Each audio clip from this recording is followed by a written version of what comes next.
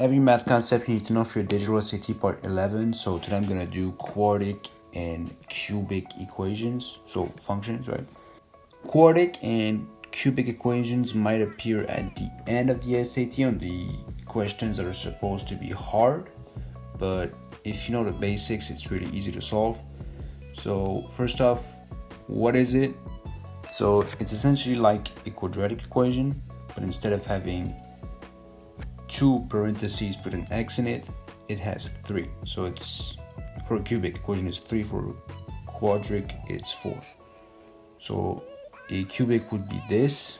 So I know that this function might look scary and stuff because you didn't learn it in high school, but like I said, it's essentially just a quadratic but with another parentheses put an x in it.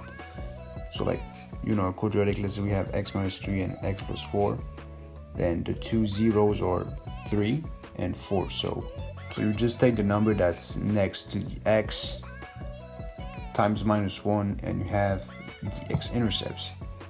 And it's exactly the same thing for cubic and quadratic equations, right? If we go to our cubic equation, and I know I use the cubic for this example, but it essentially works the same way with the quadratic equations. Back to our equation, like in the quadratic, the x-intercepts are the number next to x times minus 1. It's the same thing, just with another x, essentially. And as you can see, it works the same way with quadratic equations, right?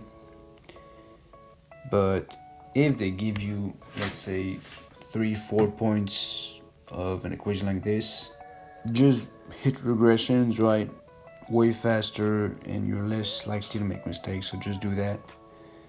And as you can see, if you want to find the root of a quadratic or a cubic regression, it works, but make sure that r squared equals 1.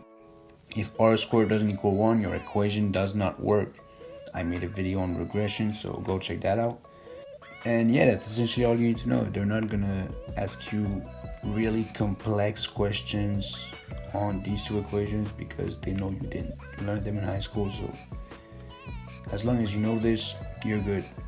Alright, try to solve this question. I'm gonna put the answers in the comments.